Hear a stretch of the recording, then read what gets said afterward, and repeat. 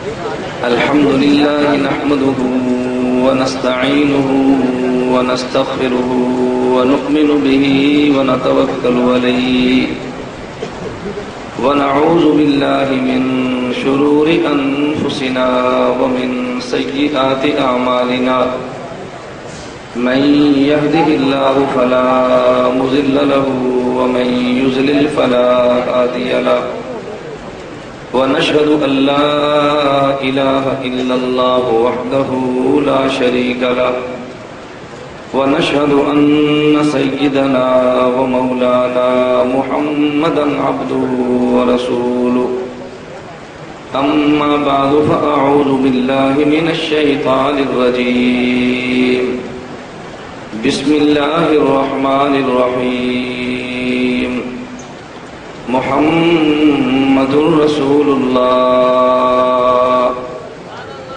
اللهم صل على محمد وعلى آل محمد كما صليت على إبراهيم وعلى آل إبراهيم إنك حميد مجيد اللهم بارك على محمد وعلى آل محمد كما باركت على إبراهيم وعلى آل إبراهيم إنك حميد مجيد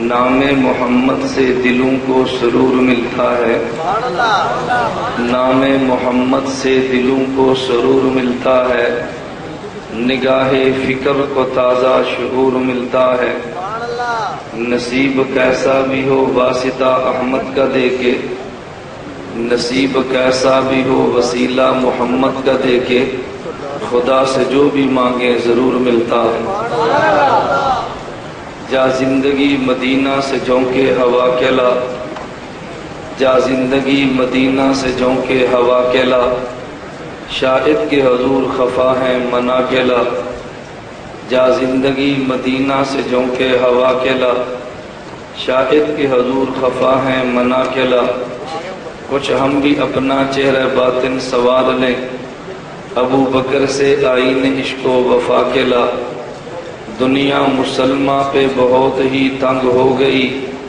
فاروق اعظم کے دور کے وہ نقشے اٹھا کھلا جن سے گناہ نے ہمیں محروم کر دیا عثمان کے وہ زاویے شرم و حیا کھلا مغرب کی گلیوں میں مارا مارا نہ پھر اے گدائے علم دروازہ علم سے خیرات جا کے لا معزز علماء کرام میرے نہایت واجب الاحترام بزرگوں مسلک اہل سنت والجماعت سے تعلق رکھنے والے وجود نوجوان دوستوں اور بھائیوں جس طرح مجھ سے قبل مولانا محمد ریاض خان سواتی دامت برکاتہم اعلان فرما رہے تھے یہ بالکل بجا ہے کہ میں نے دینی تعلیم کا آغاز امام اہل سنت شیخ التفسیر والحدیث حضرت استاد محترم حضرت مولانا محمد سرفراز خان صفدر رحمہ اللہ تعالیٰ کے گھر سے شروع کیا ہے میں بلکہ اس کو یوں کہوں گا کہ میں نے الفاظ قرآن گکھڑ منڈی میں پڑھے ہیں اور قرآن کریم کی تفسیر نصرت علوم گجرانوالہ میں پڑھی ہے ایک جگہ سے الفاظ لیے ہیں اور ایک جگہ میں آ کے الفاظ کا معنی لیا ہے تو ہمارے پاس جو کچھ بھی تھوڑا بہت دین کا اللہ رب العزت نے کچھ تعلق عطا فرمایا ہے یہ امام اہل سنت اور حضرت شیخ التفسیر آپ حضرات مجھ سے بہتر جانتے ہیں حضرت شیخ التفسیر رحمہ اللہ کے چھوٹے بھائی حضرت اللہ ان کی قبر پہ کروڑ رحمت نازل فرمائے یہ دو شیخین وہ تھے کہ جن کی برکت سے اللہ نے ہمیں عقیدہ اور مسلک کو سمجھنے کی توفیق عطا فرمائی ہے میرا تعلق بعد میں بنا ہے میرے والد کا تعلق پہلے بنا ہے میں اس قضیے کو تفصیل سے عرض نہیں کرتا کہ ممکن ہے اس قضیے کے تفصیلات اور حالات کا تفصیلات کا اگر میں تذکرہ کروں گا تو بہت سارے مضامین وہ چھڑ جائیں گے جن کا تذکرہ مجھے شاید نہ کرنا چاہیے۔ میرے والد صاحب کا سب سے زیادہ درینہ تعلق حضرت امام اہل سنت رحمۃ اللہ علیہ سے تھا، اور والد کی وجہ سے ہمارا تعلق اس ادارے کے ساتھ جڑا ہے، اور آج بھی اسٹیج پہ تشریف فرما شیخ التفسیر والحدیث حضرت مولانا زید الراشدی صاحب دامت برکاتہم بھی میرے استاد ہیں، جن سے میں نے باضابطہ کتب شیراں والا باغ میں پڑھی ہے۔ اللہ رب العزت مجھے اپنے اکابر کے علوم کی قدر کرنے کی توفیق عطا فرمائے۔ میں نے آپ حضرات کی خدمت میں اختصار لیکن دلائل کے ساتھ انشاءاللہ العزیز آپ کی خدمت میں 4 باتیں عرض کرنی ہیں، اور میں نمبر وار ایک ایک بات کو دلائل سے عرض کروں گا۔ نمبر 1، قرآن اور حدیث کا معنی کیا ہے؟ نمبر 2، قرآن اور حدیث کو سمجھنے کا طریقہ کیا ہے؟ نمبر 3، قرآن اور حدیث کے ساتھ علماء دیوبند کا تعلق کیا ہے؟ نمبر 4، قرآن اور حدیث میں علماء دیوبند کی خدمات کیا ہے؟ کتنی باتیں؟ 4۔ بولی کتنی باتیں ہیں؟ 4۔ نمبر 1، قرآن حدیث کا معنی کیا ہے؟ نمبر 2، قرآن و حدیث کو سمجھنے کا طریقہ کیا ہے؟ نمبر 3، قرآن و حدیث کے ساتھ علماء دیوبند کا تعلق کیا ہے؟ نمبر 4، قرآن و حدیث میں علماء دیوبند کی خدمات کیا ہے؟ میں 4 باتیں اسی ترتیب کے ساتھ عرض کروں گا، جیسے طلباء کی زبان میں کہتے ہیں کہ میرا بیان انشاءاللہ لفظ نشر مرتب کے تحت ہوگا۔ میں دوران تقریر بعض الفاظ خالص طلباء کے لیے عرض کرتا ہوں، اس کا تعلق عوام کے ساتھ نہیں ہوتا، اس کا تعلق طلباء کے علمی ذوق کے ساتھ ہوتا ہے۔ اور میں نے 4 مضامین کو بیان کرنے کے لیے قرآن کریم کے 3 لفظ تلاوت کیے ہیں۔ نمبر 1 محمد، نمبر 2 رسول، اور نمبر 3 اللہ، محمد الرسول اللہ۔ میں نے ان 3 الفاظ کی روشنی میں اپنے بیان میں سے ان 4 موضوعات کا تذکرہ کرنا ہے۔ محمد الرسول اللہ کا مطلب کیا ہے؟ حضرت محمد صلی اللہ علیہ وسلم خدا کے پیغمبر ہیں۔ حضرت محمد صلی اللہ علیہ وسلم بولیے خدا کے، بولیے خدا کے۔ میری بات یاد رکھنا، میں گفتگو کے دوران جب آپ سے کہوں گا نا بولیے، اس کا مطلب یہ ہے کہ میں نے اس بولیے پہ کوئی عقیدے کی بات کہنی ہے، کوئی نظریے کی بات کہنی ہے، کوئی میں نے اہم بات کہنی ہے۔ بلا وجہ میں آپ کو بولنے کی تکلیف نہیں دوں گا۔ محمد الرسول اللہ کا معنی حضرت محمد صلی اللہ علیہ وسلم خدا کے، بولیے نا خدا کے پیغمبر ہیں۔ یہ میں نے کیوں کہا بولیے؟ ہمارے ہاں پاکستان میں ایک فتنہ پیدا ہوا ہے جس کا نام جماعت المسلمین ہے، اور کام ان کا جماعت المکفرین ہے۔ آپ کہو گے کیا مطلب؟ ہماری تبلیغی جماعت کا کام ہے کفار کو اسلام پہ لانا، اور ان کا کام ہے فتوے دے کے مسلمان کو کافر بنانا۔ ہمارا کام ہمیں مبارک، اور ان کا کام، بولیے نا، ہمارا کام ہمیں مبارک، ان کا کام انہیں مبارک۔ ان نے ایک جملہ نیا چھیڑا ہے کہ جی آپ اللہ کہتے ہو، ہم خدا نہ آپ خدا کہتے ہو، ہم اللہ کہتے ہیں، اور خدا کہنا جائز نہیں ہے۔ میں نے پوچھا دلیل کیا ہے؟ کہتے ہیں اس لیے کہ اللہ ایک ہے، 2 اور 3 خدا نہیں ہو سکتے، اور خدا کی جمع خداوند آتی ہے۔ اللہ کے لیے ایسا لفظ استعمال کرنا جس کی جمع آتی ہو، اس میں شرک کی بو آتی ہے۔ میں نے کہا پھر میں آپ کی خدمت میں عرض کروں گا، اللہ کو آپ، اس خدا کو آپ رحیم بھی نہ کہیں، اس کی جمع قرآن میں رحماء آتی ہے۔ اب خدا کو رب بھی نہ کہیں، اس کی جمع قرآن میں ارباب آتی ہے۔ آپ خدا کو اللہ بھی نہ کہو، الہ نہ کہو، جمع آلہۃ آتی ہے۔ جب ایک بات ختم ہوئی کہ فوراً دوسری شروع ہوتی ہے۔ دیوبند کا مزاج یہ ہے، اپنے الفاظ اور دعویٰ اور دلیل سے پیچھے نہیں ہٹتے۔ باقی آدمی کبھی بس چلے تو دلیل بدل دیتا ہے، مجھے کہنے لگا نہیں اصل وجہ اور ہے۔ میں نے کہا اور وجہ کون سی ہے؟ کہتا ہے دیکھو یہ دین عرب سے آیا ہے، عرب میں خدا نہیں کہتے اللہ کہتے ہیں۔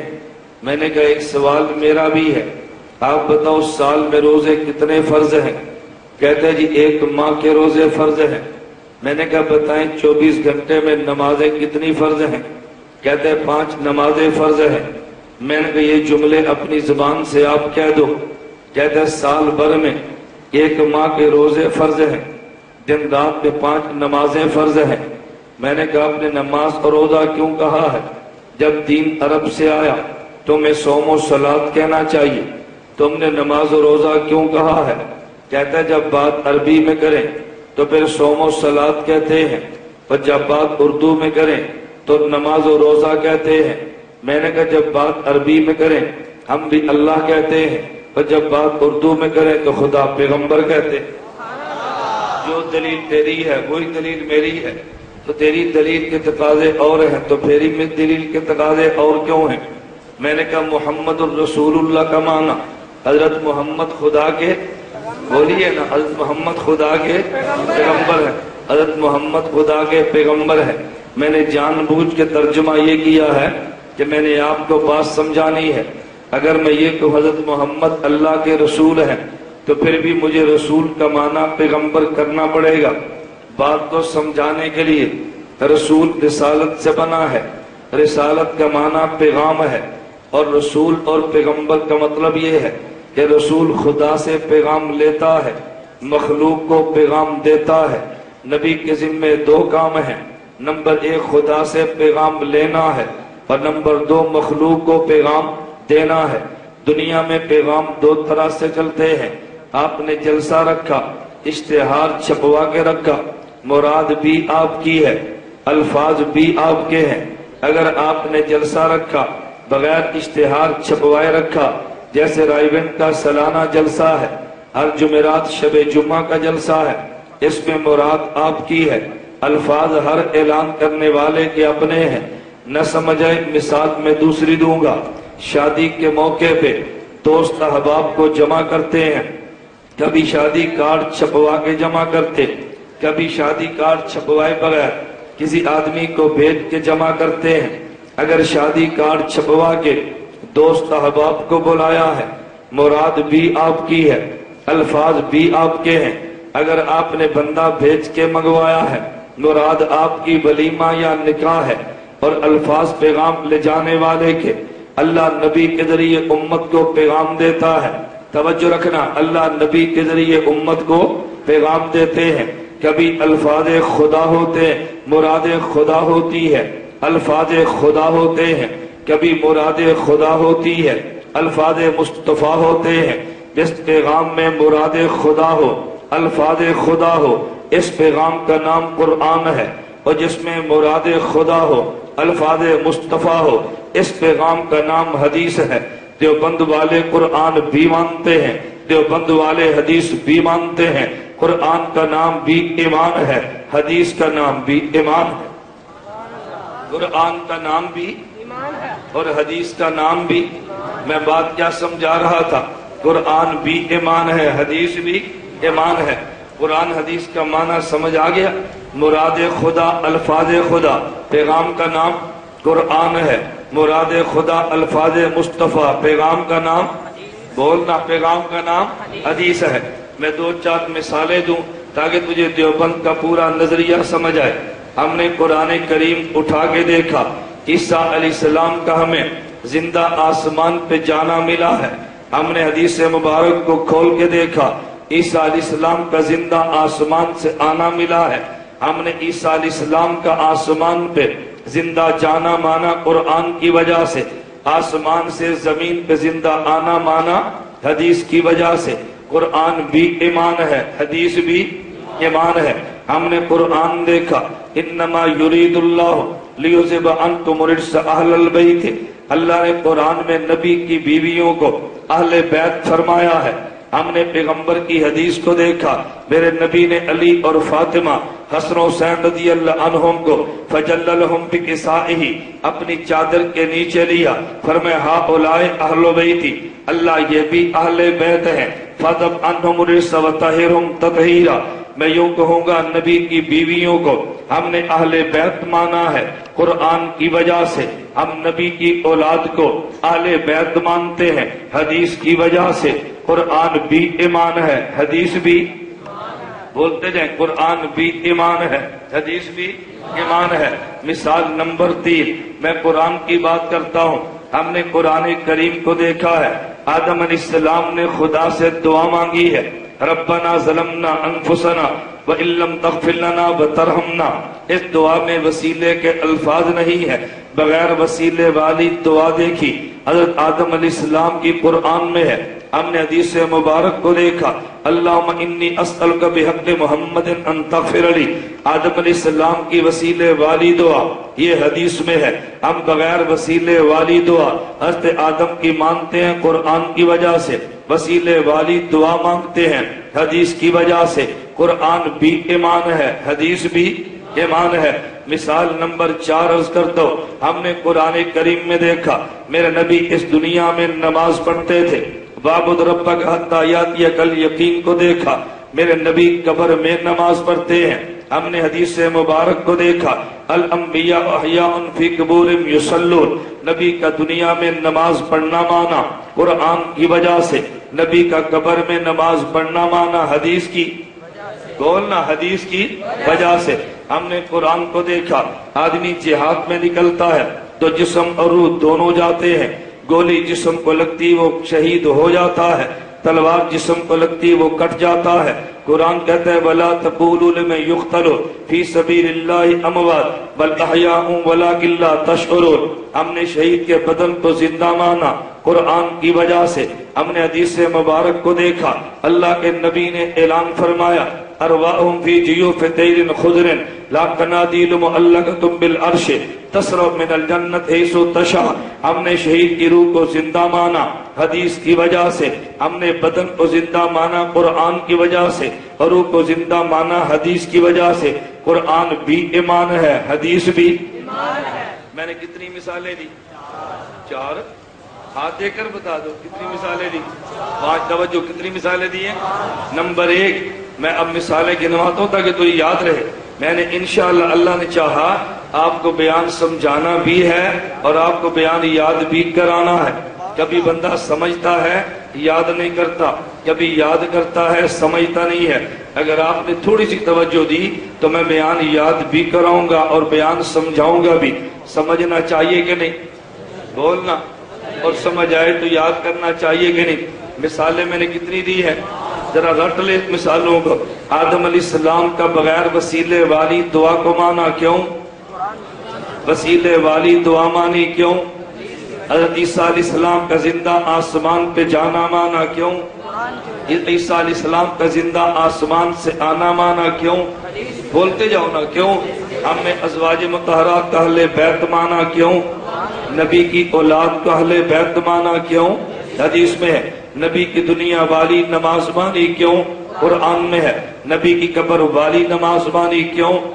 نبی کے بدن کو زندہ مان، شہید کے بدن کو زندہ مانا کیوں؟ قرآن میں ہے۔ شہید کی روح کو زندہ مانا کیوں؟ حدیث میں ہے۔ نمبر 1 مسئلہ قرآن کسے کہتے ہیں؟ نمبر 2 حدیث کسے کہتے ہیں؟ نمبر 2 مسئلہ قرآن کو سمجھنے کا طریقہ کیا ہے؟ حدیث پیغمبر کو سمجھنے کا طریقہ کیا ہے؟ دیوبند کا موقف یہ ہے، قرآن اللہ کا کلام ہے، حدیث پیغمبر کا کلام ہے۔ نبی کو نمائندہ خدا کہتے ہیں، صحابی کو نمائندہ مصطفیٰ کہتے ہیں۔ نبی اللہ اور صحابہ کے درمیان واسطہ نبی ہوتا ہے، نبی اور ہمارے درمیان واسطہ صحابہ ہوتے ہیں۔ اللہ اپنے کلام کے الفاظ نبی کو دیتے ہیں، اللہ قرآن کا معنی نبی کو دیتے ہیں، پیغمبر حدیث کے الفاظ صحابہ کو دیتے ہیں اور حدیث کا معنی بھی صحابہ کو دیتے ہیں۔ اگر الفاظ قرآن لینے ہیں وہ بھی پیغمبر دے گا، اگر قرآن کا معنی لینا ہے وہ بھی پیغمبر دے گا، حدیث کے الفاظ لینے ہیں تو وہ پیغمبر کے صحابی دیں گے، اگر حدیث کا معنی لینا ہے تو وہ پیغمبر کے صحابی دیں گے۔ جب نبی قال اللہ فرماتے ہیں قرآن بنتا ہے، جب صحابی قال الرسول فرماتے ہیں حدیث بنتی ہے۔ زبان پیغمبر پہ اعتماد کرے قرآن ملتا ہے، زبان صحابی پیغمبر پہ اعتماد کرے قرآن ملتا ہے، زبان صحابی پہ اعتماد کرے حدیث ملتی ہے، زبان پیغمبر کو چھوڑ دے قرآن نہیں ملتا، زبان صحابی کو چھوڑ دے حدیث نہیں ملتی۔ قرآن کو لینا ہے زبان پیغمبر پہ اعتماد کرنا پڑے گا، اگر حدیث کو لینا ہے زبان اصحاب پہ اعتماد کرنا پڑے گا۔ دیوبند کا موقف یہ ہے زبان پیغمبر بھی حجت ہے، زبان صحابی بھی حجت ہے، زبان پیغمبر کو چھوڑ دے قرآن نہیں ملتا، زبان صحابی کو چھوڑ دے حدیث نہیں ملتی۔ ہم نے قرآن بھی لینا ہے، ہم نے حدیث بھی لینی ہے۔ اب میں دو باتیں کہتا ہوں، ایک قرآن کے الفاظ ہیں، ایک قرآن کا معنی ہے، ایک حدیث کے الفاظ ہیں اور ایک حدیث کا معنی۔ توجہ رکھنا، اگر قرآن کے الفاظ نبی کو چھوڑ دے نہیں ملتے، نبی کو چھوڑ دے تو معنی بھی نہیں ملتا۔ میں بڑے اختصار سے دلیل سے بات کرتا ہوں، آپ کہو گے دلیل کیا ہے؟ پیغمبر کو چھوڑو الفاظ قرآن نہیں ملتے، میں کہتا ہوں دلیل خود قرآن میں ہے، یہ دلیل میری نہیں ہے۔ دیوبند کے 40 سالہ محتمم قاری محمد طیب نور اللہ مرقدہ نے دی ہے، ذرا دلیل پہ توجہ کرنا۔ اللہ قرآن کریم میں فرماتے ہیں لو انزلنا هذا القرآن على جبل لرأيته خاشعا متصدعا من خشیت اللہ۔ اے نبی اگر اس قرآن کو میں پہاڑ پہ اتار دیتا، پہاڑ کے ٹکڑے ٹکڑے ہو جاتے، پہاڑ ذروں میں بکھر جاتا، لیکن اللہ نے قرآن کو پہاڑ پہ اتارتے ٹکڑے ہو جاتا۔ اس پہ ایک اعتراض پیدا ہوتا ہے، اللہ اگر قرآن کریم اتنا وزن والا ہے، اگر قرآن اتنا بوجھ والا ہے کہ پہاڑوں پہ اترتا، پہاڑ ٹکڑوں میں بدل جاتا، پہاڑ ذروں میں بدل جاتا۔ ہم نے جامعہ نصرت العلوم کا ہم نے 10 سال کا بچہ دیکھا جس کے سینے میں قرآن محفوظ ہے، توجہ رکھنا، جس کے سینے میں قرآن محفوظ ہے، اگر بوجھ والا اتنا تھا پہاڑ ٹوٹتا ہے۔ اللہ پھر ہمارا سوال یہ ہے کہ نصرت العلوم کا 10 سالہ بچہ اس کا دل کیوں نہیں ٹوٹتا، یہ قرآن سنبھال کے کیوں بیٹھا ہے؟ قاری طیب کے جواب پہ غور کرنا۔ مولانا قاری طیب فرماتے ہیں سورج کو دیکھ تو منیر کہتے ہیں، چاند کو دیکھ تو مستنیر کہتے ہیں، سورج کو دیکھ تو روشنی دیتا ہے، چاند کو دیکھ تو لے لیتا ہے۔ ہم نے سورج کی تپش کو دیکھا ہے، سامنے بدن کو لے کر بیٹھے ہیں، بدن جواب دے گیا ہے۔ ہم نے سورج کی روشنی دیکھی ہے، آنکھ سامنے کھڑی ہے، آنکھ جواب دے گئی ہے۔ اس کی وجہ کیا تھی؟ یہ سورج کی تپش جلال والی ہے، سورج کی روشنی جلال والی ہے۔ ہم نے چاند کو دیکھا ہے، جب یہ سورج میں تھی تو ضیاء کہتے ہیں، جب چاند سے گزری تو نور کہتے ہیں، جب سورج میں تھی تو حرارت کہتے ہیں، جب چاند سے گزری تو برودت کہتے ہیں۔ سورج تو جلال والا تھا اور چاند یہ نور والا تھا۔ جب چاند کو تو نے دیکھا ہے آنکھ جواب دے گئی ہے، لیکن جب روشنی چاند سے گزری ہے تو دیکھنے میں مزہ آ گیا ہے۔ جب سورج کی تپش کے سامنے بیٹھا تیرے جسم نے جواب دیا ہے، جب تپش چاند سے گزری ہے تو جسم کو ٹھنڈک آ گئی ہے۔ اس کی وجہ کیا ہے؟ یہ سورج جلال والا ہے، چاند جمال والا ہے، جلالی روشنی تھی، آنکھ جواب دے گئی ہے۔ یہ جلالی تپش تھی، بدن جواب دیا گیا ہے، لیکن جب جلالی تپش چاند کے جمال سے گزری ہے کیفیت بدل گئی ہے۔ میرا اللہ جلال والا ہے، میرا پیغمبر جمال والا ہے، خدا کا کلام جلال والا ہے۔ اگر خدا کا جلالی کلام پہاڑ پہ اتر جاتا،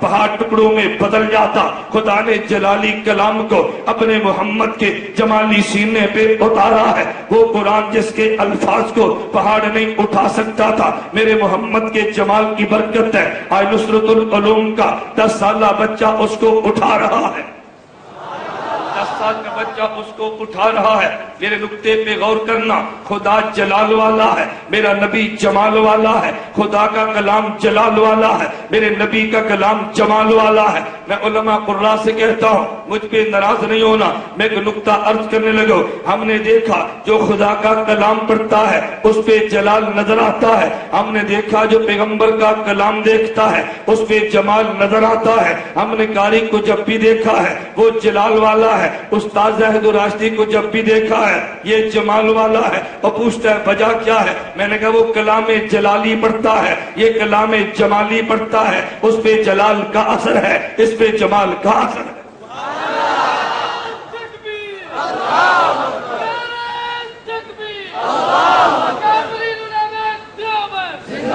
توجہ، اس پہ جلال کا اثر ہے، اس پہ جمال، بولنا، اس پہ جلال کا اثر ہے، اس پہ जमाल का असर है। तो ये पैगंबर के जमाल की बरकत है। खुदा ने तुझे अल्फाज कुरान दिए हैं, ये नबी का जमाल न होता तुझे अल्फाज कुरान भी न मिलते। तवज्जो रखना। लेकिन मैं एक जुमला कहने लगो, ये जो मैंने अर्ज किया है खुदा जलाल वाला है, मेरा नबी जमाल वाला है, इसका माना ये है वहां जलाल का ज़हूर ज्यादा होता है, यहाँ जमाल का ज़हूर ज्यादा होता है। वरना खुदा में जलाल भी है, खुदा में जमाल भी है। मेरा नबी खुदा की सिफ्तों का मजहर बनता है। कभी नबी पे जलाल नजर आता है, कभी नबी पे जमाल नजर आता है। मेरे नुक्ते पे गौर करना। मैंने 5 नमाजों को देखा है, फजर मगरिब इशा को देखा, कारी तिलावत जोर से करता है। मैंने जोर असर को देखा, कारी तिलावत आहिस्ता करता है। एक बंदा मुझे कहने लगा भाई इन दोनों में फर्क क्या है? फजर मगरिब इशा में कारी बुलंद आवाज से तिलावत क्यों करता है,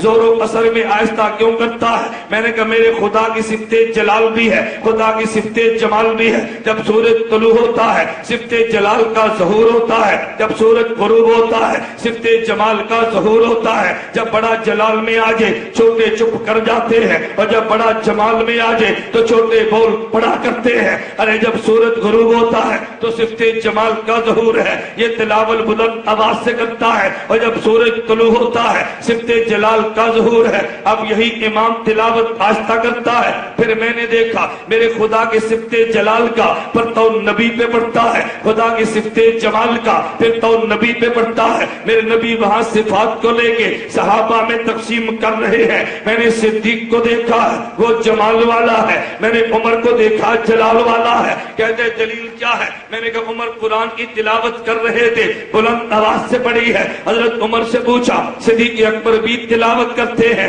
रात को खड़े हैं तिलावत आहिस्ता करते हैं, सिद्दीक तिलावत आहिस्ता क्यों करते हो? कहा ये साथ वाला बेदार ना हो जाए। उमर आप ऊंची आवाज से क्यों करते हो? कहा मैं जो तिलावत करता हूँ ये क्यों सोया पड़ा है? सिद्दीक पे गलबा जमाल का है, उमर पे गलबा जलाल का है।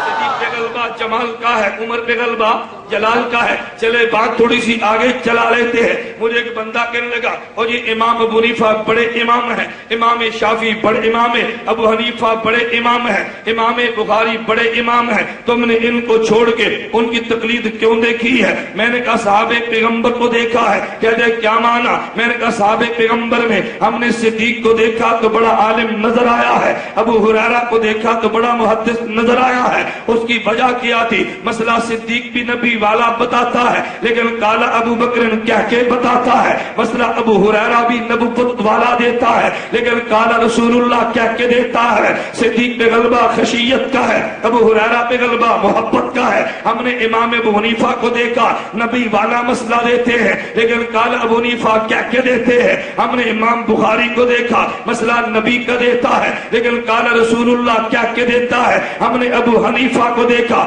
गलबा खशियत का नजर आता है, इमाम बुखारी को देखा उन पे गलबा मोहब्बत का नजर आता है। वो अल्फाज अदा करने से डरता है, ये अल्फाज अदा मोहब्बत में करता है। सहाबा में बड़े को शोहरत के एतबार से आलिम अबू बकर को कहते हैं, इमाम अबू हुरैरा की शोहरत है उन्हें बड़ा मुहद्दिस कहते हैं, इमाम अबू हनीफा की शोहरत यूं है इन्हें बड़ा आलिम कहते हैं, इमाम बुखारी की शोहरत ये है इन्हें बड़ा मुहद्दिस कहते हैं। हमने साहबे पैगंबर में देखा एक बड़ा मुहद्दिस नजर आता है लेकिन जो बड़ा आलिम था सहाबा इमामत उसकी करते हैं। हमने बाद वालों में देखा बड़ा मुहद्दिस बुखारी नजर आता है लेकिन जिसकी शोहरत बड़े आलिम होने की थी हम इब्तिदा उसे करते हैं। जैसे सहाबे पैगंबर में अबू हुरैरा का मुहद्दिस तो माना है लेकिन इब्तिदा इमाम अबू बकर की है। हमने इमाम बुखारी को मुहद्दिस तो माना है लेकिन तकलीद इमाम अबू हनीफा की है। मैंने कहा एक जलाल वाला नारा छोड़, एक जलाल वाला एक जमाल वाला है, आप नारे छोड़ो। जहां बोलना पड़ा मैं कहूँगा बोल पड़ो, इसका माना नारा नहीं। मैंने तुझे बात समझानी है, मैं बता ये रहा था। मैंने कहा मैं इख्तिसार भी कर रहा हूँ साथ दलाइल भी दे रहा हूँ। मैंने दलील क्या दी थी? अल्फाज कुरान भी तब मिलते हैं जब नबी बोलते हैं, माना भी तब मिलता है जब नबी बोलते हैं। तू कहेगा दलील क्या है? वअंज़लना इलैका ज़िक्रा लितुबय्यिना लिन्नासि मा नुज़्ज़िला इलैहिम। मैं बाखुदा ये बात कहता हूँ अगर पैगंबर माना बयान न करे कभी सहाबी रसूल को भी माना समझने में उलझन लग जाया करता है लेकिन जब पैगंबर वजाहत करे उलझन दूर हो जाया करती है। अल्फाज कुरान भी नबी देंगे, कुरान का माना भी नबी देंगे। आज यही दुनिया में इख्तिलाफ चलता है, लोग कहते हैं बात समझ नहीं आती, जो बंद वाला भी لوگ کہتے ہیں بات سمجھ نہیں آتی، جو بند والا بھی آیت یہی پڑھتا ہے، ما کان محمد ابا احد من رجالکم ولکن رسول اللہ وخاتم النبیین، قادیان والا بھی یہی پڑھتا ہے۔ میں نے کہا بالکل یہی بات ہے۔ کہتے اختلاف کیا ہے؟ میں نے کہا دیوبند والا کہتا ہے یہ لفظ جو نبی سے لیے ہیں تو معنی بھی نبی سے لینا ہے، قادیان والا کہتا ہے کہ یوں نہیں کرنا، لفظ نبی سے لینے ہیں، معنی قادیان سے لینا ہے۔ میں نے غلام احمد پرویز کو دیکھا ہے، کہا جی معنی نبی سے لینا ہے، لفظ نبی سے لینا ہے، معنی لاہور سے لینا ہے۔ دیوبند والے کہیں گے لفظ بھی مدینے سے لینا ہے تو معنی بھی مدینے سے لینا ہے۔ میں نے جاوید غامدی کو دیکھا ہے، وہ کہتا ہے لفظ نبی سے لینا ہے، معنی لاہور سے لینا ہے۔ میں نے کہا لفظ بھی نبی سے لینا، ہم نے معنی بھی نبی سے لینا ہے۔ دیوبند کا موقف یہ ہے الفاظ قرآن بھی نبی دیں گے اور معنی قرآن بھی نبی دیں گے، نبوت کو چھوڑ دے گا الفاظ بھی نہیں ملتے، نبی کو چھوڑ دے گا تو معنی بھی نہیں ملتا۔ ہم نے حدیث پیغمبر کو دیکھا ہے الفاظ بھی صحابی دیتا ہے اور معنی بھی بلند آواز سے معنی بھی صحابی دیتے ہیں۔ میں بلا ٹوک ٹوک بات کہنے لگا، یہ سبق میرا نہیں، میرے اساتذہ ہے اور میں دیانت سے بات کہتا ہوں، بد دیانتی کی بات نہیں کرتا۔ ایک بندہ مجھے کہتا ہے، میں نے ادھر جا کے پوچھا ہے تمہارا دیوبند کا اختلاف کیا ہے؟ کہتا ہے ادھر جائے گا تجھے امام ملے گا، ادھر آئے گا نبی ملے گا، ادھر جائے گا فقہ ملے گی، ادھر آئے گا حدیث ملے گی۔ نانا بھائی بد دیانتی کی بات ہے۔ میں کہتا ہوں ادھر جائے گا تب بھی نبی ملے گا، ادھر جائے گا تب بھی نبی ملیں گے، ادھر جائے گا تب بھی حدیث ملے گی، ادھر آئے گا تب بھی حدیث ملے گی۔ کہہ جائے گا تمہارا اختلاف کیا ہے؟ ادھر بھی پیغمبر ہے، ادھر بھی پیغمبر ہے، ادھر بھی حدیث ہے، ادھر بھی حدیث ہے، اختلاف کیا ہے؟ میں نے کہا اختلاف کو سمجھنا۔ دیوبند کا موقف یہ ہے حدیث کے الفاظ بھی نبی صحابی دیتا ہے تو معنی بھی صحابی دیتا ہے۔ انہوں نے کہا نا یوں نہیں کرنا، حدیث کے لفظ تو صحابی دیتا ہے، حدیث کا معنی وہابی دیتا ہے، لفظ صحابی سے لے کے معنی صحابی سے لے گا تو مسلک میرا بنتا ہے، لفظ صحابی سے لے کے معنی وہابی سے لے گا تو مسلک وہ بنتا ہے۔ تیری مرضی، لفظ صحابی سے لے کے معنی بھی ان سے لے لے، تیری مرضی، لفظ صحابی سے لے کے معنی ان سے لے لے۔ دیوبند والے کہتے ہیں نبی نمائندہ خدا ہے، صحابی نمائندہ مصطفیٰ ہے، یہ نمائندہ الفاظ بھی دیتا ہے اور معنی بھی دیتا ہے۔ الفاظ قرآن بھی نبی دیں گے تو معنی بھی نبی دیں گے، حدیث کا معنی لفظ صحابی دے گا تو معنی بھی صحابی دے گا۔ معنی بھی کون دے گا؟ جو کہتے ہیں نہیں الفاظ نبی سے معنی میں کروں گا، تو سمجھ لے دال میں کالا کالا ہے۔ کہتے ہیں حدیث کے الفاظ صحابی سے لیں گے تو میں عربی نہیں جانتا، معنی میں کروں گا تو سمجھ لے دال میں، بولنا سمجھ لے دال میں کالا کالا۔ پچھلے مہینے دبئی میں ایک اجلاس تھا، ہماری میٹنگ چل رہی تھی، ایک پڑھا لکھا بندہ کہنے لگا مولانا عجیب بات ہے تمہیں ذاکر نائک سے کیا اختلاف ہے؟ میں نے کہا مجھے کوئی اختلاف نہیں ہے۔ کہتے بات تو چلتی ہے۔ میں نے کہا مجھے اختلاف نہیں ہے، اسے ہم سے اختلاف ہے۔ کہتے جی کیا مانا؟ میں نے کہا ہم پہلے والے ہیں، وہ بعد والے ہیں، پہلے والے بعد والوں سے اختلاف نہیں کرتے، بعد والے پہلوں سے اختلاف کرتے ہیں۔ کہتے اختلاف ہے کیا؟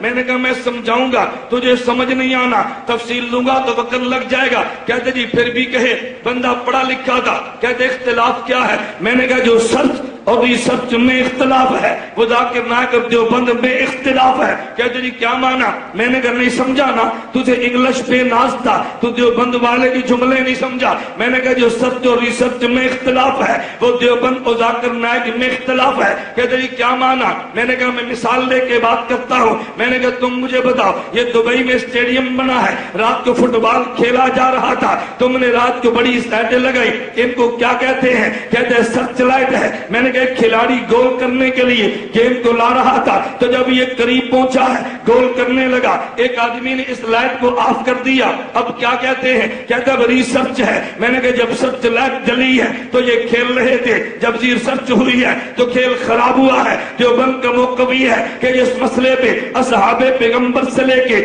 آج تک کے فقہا سرچ کر چکے ہیں، اس پہ ریسرچ نہیں کرنی۔ وہ کہتے ہیں ریسرچ کرنی ہے۔ میں نے کہا سرچ کرنی ہے، اگر کھیل میں ریسرچ کرے تو دنیا کا کھیل برباد ہوتا ہے۔ اجماعی مسائل میں آج کا محقق ریسرچ کرے گا تو شریعت بھی برباد ہوگی۔ ہم وہاں بھی سرچ کے قائل ہیں، یہاں بھی سرچ کے قائل ہیں، ہم نے سرچ مانی ہے۔ وہ عمر کے فتوے پہ ریسرچ کرتا ہے، نہیں سمجھا؟ عمر کے فتوے پہ کہتا جی بہت بڑا آدمی ہے. میں نے کہا عمر سے بڑا آدمی ہے. کہتا جی اس نے بڑی دینی خدمات ہے. میں نے کہا عمر سے بڑی دینی خدمات ہے. تو کیسی بات کرتا ہے؟ اگر ذاکر نائک کہہ دے میں عمر کے فتوے کو چیک کروں گا تیرے پیٹ میں مروڑ نہیں اٹھا، اور جب میں نے کہہ دیا اویس کے فتوے کو بھی چیک کروں گا تیرے پیٹ میں مروڑ کیوں اٹھا ہے، میں بات جرأت کے ساتھ کہتا ہوں یا تنقید کرنا چھوڑ دو یا تنقید سہنا شروع کر دو. اصحاب پیغمبر پہ تنقید کرے گا تو تنقید برداشت بھی کرے گا. اصحاب پیغمبر پہ تو تنقید کرے ہم سے برداشت نہیں ہے، تو جب تم پہ تنقید ہو پھر تو برداشت کیوں نہیں کرتا؟ یا تنقید کرنا چھوڑ دو یا تنقید سہنا بھی شروع کرو. لوگ کہتے ہیں تنقید کرنی تو ہے، تنقید سہنی نہیں ہے. جو بند والے تنقید کرتے کم ہے سہتے زیادہ ہے. نہیں سمجھے؟ کرتے کم ہے اور سہتے زیادہ ہے. میں نے کہا میں ایک جملے کو چھوڑ کے آگے چل رہا ہوں. نبی کو نمائندہ خدا کہتے ہیں، صحابی کو نمائندہ بولیے نا. نبی کو نمائندہ خدا کہتے ہیں، صحابی کو نمائندہ. میں خدا کی قسم اٹھا کے تو مسجد میں بیٹھو میں غلط بات نہیں کرتا، میں آیات پڑھ کے سناتا جاتا پھر تجھے تحقیق کی ذاکر نائک کی پیش کرتا جاتا. میری کوئی اختلاف نہیں ہے. میں کہنے کہ بابا تقابل ادیان پہ بات کر، ہم تیرے ساتھ ہیں. یہودیت کو جواب دے ہم تیری پشت پہ ہیں، عیسائیت کو جواب دے ہم تیری پشت پہ ہیں، ہندو سے دلائل کی جنگ لڑ ہم علماء تیری پشت پہ ہیں. لیکن جب تو غلط فتوے دے گا ہم تیری تائید نہیں کریں گے. تبلیغی جماعت ہماری جماعت ہے، ہمارے اکابر کی جماعت ہے، ہم نے ہمیشہ دفاع کیا ہے. لیکن ہم ایک بات کہتے ہیں کہ نہیں بھئی تم نے مسائل نہیں بتانے، رائیوین کے بزرگوں کی ہدایات ہے، مسائل تم نے نہیں بتانے. تم گجرانوالہ میں گشت کرو یہ تیرا کام ہے، لیکن مسئلہ دارالافتاء گجرانوالہ سے پوچھنا. ہم بھی کہیں گے تقابل ادیان پہ بات کر ہمیں کوئی تکلیف نہیں ہے، لیکن وہ فتویٰ نہ دینا حضرت عمر فاروق کے فتوے سے ٹکرا جائے. اگر وہ ٹکرا گیا ہم حضرت عمر کا دفاع کریں گے، تجھ پہ تنقید کریں گے. کرنی چاہیے کہ نہیں بھائی؟ بولتے نہیں کرنی چاہیے کہ نہیں؟ میں تو مثبت کا بات کہتا ہوں، میں نے کوئی منفی بات تو نہیں کی ہے. میں بات یہ کہہ رہا تھا ہم نے قرآن کو کیسے سمجھنا ہے اور حدیث کو کیسے سمجھنا. نہ اللہ نے قرآن کو بے یار و مددگار چھوڑا ہے، سمجھانے کے لیے پیغمبر دیا ہے. پیغمبر نے حدیث کو بے یار و مددگار نہیں چھوڑا، پیغمبر نے سمجھانے کے لیے بولنا، سمجھانے کے لیے صحابہ بیان صحابہ میرے نبی نے دی ہیں. چونکہ بات لمبی ہوتی ہے میں زیادہ مثالیں دلائل نہیں دے رہا. ایک مثال دے تو ایک، چونکہ بخاری کا موقع ہے میرا تو دل کرتا ہے اللہ گواہ ہے کہ بخاری پہ بولنے کو میرا بھی جی کرتا ہے، تراجم پہ، ابواب پہ، اسناد پہ، احادیث پہ، مسائل پہ. میں کہتا تو توجہ آپ کے علم میں نہیں ہے امام بخاری پہ دیوبند کے کتنا موقع مضبوط ہے. میں صرف ایک مثال دیتا ہوں. مجھے ایک بندہ کہنے لگا بھئی دیوبند والے داڑھی مٹھی کیوں رکھتے ہیں؟ میں نے کہا کتنی رکھنی چاہیے؟ کہتا ہے مٹھی نہ رکھو. میں نے کہا کتنی رکھے؟ کہتا ہے یہ ناف تک یا جہاں تک جائے، اس کو روکنا نہیں چاہیے. میں نے پوچھا دلیل کیا ہے؟ کہتا ہے بخاری شریف میں ہے. میں نے کہا حدیث پڑھ کے سناؤ جو ہمارے علم میں نہ ہو. کہتا ہے اللہ کے نبی فرماتے ہیں خالف المشرکین وغفر اللہ وعفو الشوارب، مشرکین کی مخالفت کرو، داڑھی کو بڑھایا کرو، مونچھوں کو کٹایا کرو. میں نے کہا جس صحابی نے پیغمبر کی یہ حدیث سنائی ہے ان کا نام کیا ہے؟ کیا عبداللہ بن عمر ہے رضی اللہ عنہما. میں نے کہا یہ وہی عبداللہ بن عمر ہے جن کو رفع الیدین کے مسئلے میں تو کہتے ہیں متبع سنت تھے، اتباع سنت میں بڑے معروف تھے. یہ وہی ہے؟ کہتا جی وہی ہے. میں نے کہا پھر بخاری نے جو اللہ کے نبی کا ارشاد دیا ہے آگے ارشاد کا معنی بھی دیا ہے، ذرا وہ بھی پڑھ دے. کہتے جی وہ کیا ہے؟ میں نے کہا امام بخاری آگے عبداللہ بن عمر سے حدیث کا معنی بیان کرتے ہیں. وَقَانَ ابْنُ عُمَرَ اِذَا حَجَّ أَبَيْ تَمَرَ قَبَضَ عَلَى لِحْيَتِهِ فَمَا فَضُلَ أَخَذَهُ. عبداللہ بن عمر رضی اللہ عنہما حج و عمرے پہ جاتے، سفر لمبا ہوتا، داڑھی کے بال کچھ بڑھ جاتے، حج و عمرے سے فراغت کے بعد اپنی داڑھی کو مٹھی میں لے لیتے، جو مٹھی سے بڑھ جاتی تراش لیتے. میں نے کہا دیوبند کا قصور یہ ہے ہم حدیث کے لفاظ بھی صحابی سے لیتے ہیں اور معنی بھی بولنا، معنی بھی حدیث کے الفاظ صحابی سے لے کے معنی صحابی سے لے تو موقف میرا بنتا ہے، لفظ صحابی سے لے کے معنی وہابی سے لے تو موقف اس کا بنتا ہے. میں نے کہا نمبر 1 قرآن و حدیث کا معنی کیا ہے، نمبر 2 قرآن و حدیث کو سمجھنے کا بولیے نا سمجھنے کا، نمبر 3 توجہ رکھنا.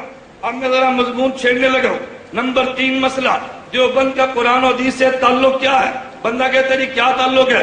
میں نے کہا جس طرز پہ بات میں کرنے لگوں تحقیقات میرے اکابر کی ہیں، عبارات اکابر میں موجود ہیں، تحقیقات میری نہیں ہے، ہاں الفاظ میں اپنے لاتا ہوں بات کو سمجھانے کے لیے۔ کوئی بندہ کہتا ہے کیا تعلق ہے؟ میں نے کہا جب اعتراض قرآن پہ آتا ہے، میرے جملے پہ غور کرنا، جب اعتراض قرآن پہ آتا ہے تو جواب دیوبند والا دیتا ہے، اور جب دیوبند پہ اعتراض رکھتا ہے پھر دفاع اللہ کا قرآن کرتا ہے۔ نہیں سمجھا؟ جب اعتراض قرآن پہ ہوتا ہے تو جواب بولیے نا، جواب دیوبند والا دیتا ہے، اور جب دیوبند والے پر اعتراض ہوتا ہے تو دفاع اللہ کا قرآن کرتا ہے۔ اعتراض حدیث پہ ہوتا ہے تو جواب دیوبند والا دیتا ہے، اور جب اعتراض دیوبند والے پر ہوتا ہے تو دفاع پھر حدیث کرتی ہے۔ دونوں میں کیسا قریبی تعلق ہے؟ اعتراض قرآن پہ کر، جواب دیوبند والا دیتا ہے۔ میں صرف اشارے کر رہا ہوں، اگر میں قرآن پہ اعتراضات بھی نقل کرتا پھر اعتراضات کے جواب بھی دیتا تو تیری رات تو اسی میں بیت جانی ہے۔ پھر میں دیوبند پہ اعتراض کو لیتا، دفاع قرآن سے کرتا تو کل تیرا دن گزر جانا ہے۔ میں ایک صرف اعتراض، میں اگر صرف سورۃ فاتحہ پہ اعتراضات کو لے کے جواب شروع کروں گا ایک وقت بیت جائے گا۔ میں صرف 1-2 سوال کرتا ہوں، توجہ رکھنا۔ میں نے مسئلہ بیان کیا ہے کہ بھئی دیکھو جب امام فاتحہ پڑھے مقتدی کو نہیں پڑھنی چاہیے، کہا جی دلیل کیا ہے؟ میں نے کہا قرآن کریم میں ہے اذا قرئ القرآن فاستمعوا له وانصتوا، قرآن پڑھا جائے تو سننا چپ رہنا ہے۔ ادھر سے اعتراض آ گیا کہ مولانا قرآن تو ہم بھی مانتے ہیں، امام قرآن پڑھے ہم بھی چپ رہتے ہیں، قرآن پہ تو جھگڑا ہی نہیں ہے۔ میں نے کہا جھگڑا کس پہ ہے؟ کہتے جھگڑا تو ام القرآن پہ ہے، قرآن پہ تھوڑے ہی جھگڑا ہے کہ جب امام قرآن پڑھے ہم بھی کہتے ہیں مقتدی سنے، لیکن جب امام ام القرآن پڑھے ام القرآن بھی سنے، یہ تو قرآن میں نہیں ہے۔ میں نے کہا کیوں؟ یہ ام القرآن قرآن نہیں ہے۔ کہتے ہیں بھائی نا یہ فاتحہ قرآن نہیں ہے، فاتحہ ام القرآن ہے۔ میں نے کہا تیری دلیل کیا ہے؟ ذرا دلیل پہ توجہ رکھنا، وزنی دلیل دے گا تو میں شاباش بھی دیتا ہوں، دلیل کمزور دے گا تو شاباش کی حاجت ہی نہیں ہے۔ دلیل بڑی وہ چن کے لایا ہے، اور دلیل نہیں لایا تو کوسلا لایا ہے۔ بولنا، دلیل نہیں لایا، کیا لایا؟ دلیل۔ چلو جس کو وہ دلیل کہتے ہیں، کہتے جی میری دلیل ہے۔ میں نے کہا وہ کیا؟ کہتے قرآن کے پارے کتنے ہیں؟ بولو نا بابا، بیان ختم کر دوں تو پھر بولو نا، قرآن کے پارے کتنے ہیں؟ پہلا پارا کہاں سے شروع ہوتا ہے؟ بولیے۔ دوسرا اور آخری سورۃ فاتحہ کی طرح۔ اعتراض تو سننا، لوگ ایسے مسلک نہیں بدلتے، اعتراض تو سننا۔ اعتراض سمجھ آئی؟ قرآن کے پارے کتنے ہیں؟ پہلا پارا الف لام میم سے، دوسرا پارا سیقولو سے، آخری پارا۔ کہتے ہیں اگر یہ فاتحہ قرآن ہے، یہ تو کسی پارے کا حصہ نہیں ہے، تو قرآن کیسے بنا ہے؟ گجرانوالہ کے سنی میرے اصول کو یاد رکھنا، توجہ رکھنا۔ کبھی سوال کا جواب ہوتا ہے، کبھی سوال پر سوال کا جواب ہوتا ہے۔ نہیں سمجھا؟ کبھی سوال کا بولنا، کبھی سوال پر سوال کا۔ میں محقق نہیں، میں تو ناقل ہوں، ان اساتذہ کے علوم کو نقل کرتا ہوں۔ مجھے طالب علم کہنے لگا یہ کس استاد نے لکھا جو تو نے نقل کیا؟ یہ تو تیری باتیں ہیں۔ میں نے کہا نہیں بیٹا، تو کلاس کے سبق بھول گیا ہے، اگر تو نہ بھولا ہوتا کبھی مجھے تانا نہ دیتا۔ کہتا کس استاد نے کہا؟ میں نے کہا ہر استاد نے کہا۔ کہتے ہر ایک نے کہا۔ میں نے کہا جی ہاں۔ میں نے کہا درسگاہ میں استاد کہتا ہے ایک سوال کا جواب تحقیقی ہوتا ہے، ایک جواب الزامی ہوتا ہے۔ سوال کا جواب ہوتا ہے، اسے تحقیقی کہتے ہیں۔ سوال پر سوال کا جواب ہوتا ہے، اسے الزامی کہتے ہیں۔ یہ درسگاہ میں مجھے سبق استاد نے دیا ہے، میں نے الفاظ اپنے نقل کر دیے تھے۔ توجہ رکھنا، میں نے اس سے پوچھا قرآن کی سورتیں کتنی ہیں؟ آپ بتاؤ، بولیے سورتیں کتنی ہیں؟ میں نے کہا قرآن کی سورتیں کہتے 114۔ میں نے کہا پہلی سورت، بولنا۔ میں نے کہا تو قرآن ہی نہیں تھا تو پہلی سورت کیسے بنی ہے؟ بول، خاموش۔ میں نے کہا اس کا جواب تیرے پاس نہیں آئے گا انشاءاللہ، اس کا جواب تو نہیں دے گا، دے سکتا ہے تو جواب پیش کر دے، تیرے پاس کوئی جواب نہیں ہے، تو نے دلیل نہیں دی تھی، تو نے کیا دیا؟ بولیے نا۔ میں جو پوری دنیا میں مثال دیتا ہوں، گجرانوالے کا نام لے کے دیتا ہوں، آج گجرانوالہ کی مثال تو خود سن لے گا۔ گجرانوالہ کی مثال کیا ہے؟ یہ کالج روڈ پہ ٹانگا گھوڑا جا رہا ہے، آگے آگے کوچوان ہے، پیچھے ایف ایس سی کا نو اسٹوڈنٹ 1 to 5 پہ بیٹھا ہے۔ اچانک بابا جی نے دائیں طرف اپنے تانگے کو موڑا ہے، نوجوان سے مشکل سے بریک مار کے موٹر سائیکل کو روکا۔ بابے سے غصے ہو کے نوجوان کہنے لگا، اور بابا جی سجے پاسے مڑنا سی، ہاتھا اشارہ چا دیں دے۔ بابا جی فرمانے لگے، اور پتر تینو 3 گز لمبا باس نہیں دسیا، تینو 1.5 فٹ لمبا ہاتھ دس پینا تھی۔ یہ کیا ہے؟ وہ بولنا کیا ہے؟ یہ دلیل ہے ڈگوسلا۔ تینو 3 گز لمبا باس نظر نہیں آیا، تجھے 2 فٹ لمبا ہاتھ نظر آ جانا تھا، اور میں نے کہا تو نے ڈگوسلا کالج کے لڑکے کو دیا ہے، تو نے اس نصرت علوم کے درویش کو نہیں دیا۔ وہ کالج کا لڑکا تھا، چپ ہو گیا۔ یہ نصرت علوم کا درویش ہوتا تیرے ڈگوسلے کا بھی جواب دیتا۔ میں موٹر سائیکل پہ تو نہیں، اگر سائیکل پہ بھی ہوتا تو میں نے کہنا تھا بابا جی ذرا بات کو سمجھا کریں، اصل تو 3 گز لمبے بانس نے مڑنا تھا، تھوڑی دیر پہلے 1.5 فٹ ہاتھ کا اشارہ کرتے ہیں، اپنے موٹر سائیکل کو سنبھال لو، 3 گز لمبا بانس مڑنے والا ہے، 3 گز لمبا بانس مڑنے والا۔ میں نے کہا نصرت علوم کا درویش ہوتا تیرے ڈکوسلے کو بھی اڑا دیتا، تو دلیل نہیں دیتا، تو ڈکوسلہ دیتا ہے۔ دیوبند والا ڈکوسلے کا جواب بھی دیتا ہے، تیری دلیل کا جواب بھی دیتا ہے۔ میں نے دلیل لی ہے، تو پیش کر جواب، تجھے نہیں ملے گا، لیکن آپ کے ذہن میں الجھن رہ جائے گی کہ مولانا ان کے سوال کا جواب تو نہیں آیا نا۔ میں نے کہنا نا، میں سوال کا جواب دینے لگا۔ میں نے کہا قرآن کی 114 سورتیں ہیں، یہ ترتیب میرے پیغمبر کی ہے، قرآن کے 14 پارے ہیں، یہ ترتیب بات کی ہے، یہ ترتیب نبوت نہیں ہے، یہ 30 پاروں کی ترتیب یہ قرآن حفظ کرانے کے لیے آسانی کے لیے لگائی گئی ہے۔ 114 سورتوں کی ترتیب یہ میرے پیغمبر نے دی ہے۔ بات والوں نے یوں کیوں کیا ہے؟ میں نے کہا توجہ رکھنا، ایک قرآن کا متن ہے، ایک قرآن کی شرح ہے، قرآن کی سورۃ الفاتحہ یہ قرآن کا متن ہے، 113 سورتیں یہ قرآن کی شرح ہے۔ میں نے کہا توجہ رکھنا، متن ایک سورت کا نام ہے، شرح 113 سورتوں کا نام ہے، اور شرح کا تعلق ایک سے نہیں ہوتا، پورے متن سے ہوتا ہے۔ میں یوں کہوں گا الف لام میم کا تعلق یہ پہلے پارے سے ہے، الف لام میم کا تعلق پہلے پارے سے ہے، الف لام میم اللہ لا الہ اس کا تعلق تیسرے پارے سے ہے۔ میں یوں کہوں گا تبارک الذی اس کا تعلق 29ویں پارے سے ہے، عما یتساءلون اس کا تعلق 30 پاروں سے ہے، اور الف لام میم سے لے کے والناس تک اس سب کا تعلق سورۃ الفاتحہ سے ہے۔ اسے متن کہتے ہیں، اسے شرح کہتے ہیں، اسے متن کہتے ہیں، اسے شرح کہتے ہیں۔ یہ متن بھی قرآن کا حصہ ہے، یہ شرح بھی قرآن کا حصہ ہے، ترتیب پیغمبر نے دی ہے۔ میں بات یہ کہہ رہا تھا، جو بات میں سمجھا رہا تھا، میں نے کہا بھی دیوبند والوں کا موقف کیا تھا؟ اگر اعتراض قرآن پہ آیا ہے تو جواب بولنا، جواب دیوبند والے۔ میں تو ایک مثال دے رہا ہوں، ایک بندہ اعتراض کرنے لگا میں فاتحہ کو قرآن نہیں مانتا۔ میں نے کہا دلیل کیا ہے؟ کہتے ہیں اللہ فرماتے ایاک نعبدو، بولیے کیا؟ ایاک نعبدو کا ترجمہ بات سمجھے نا، ایاک نعبدو کا ترجمہ بولو، یہ کلام اللہ کا ہے، تو جب اللہ فرماتے ایاک نعبدو کیا ترجمہ ہوگا؟ بولنا کیا ترجمہ؟ ہم تیری، اللہ کس کی عبادت کرتا ہے؟ کہتا خدا کا کلام نہیں ہے، خدا کا کلام ہوتا جب آپ نے ایاک نعبدو کہا تو بات سمجھ آئی ہے۔ جب خدا ایاک نعبد کہے تو خدا کا کلام کیسے؟ یہ جواب وہ ہے جو میں نے زمانہ حفظ میں امام اہل سنت سے گکھڑ منڈی میں سنا تھا۔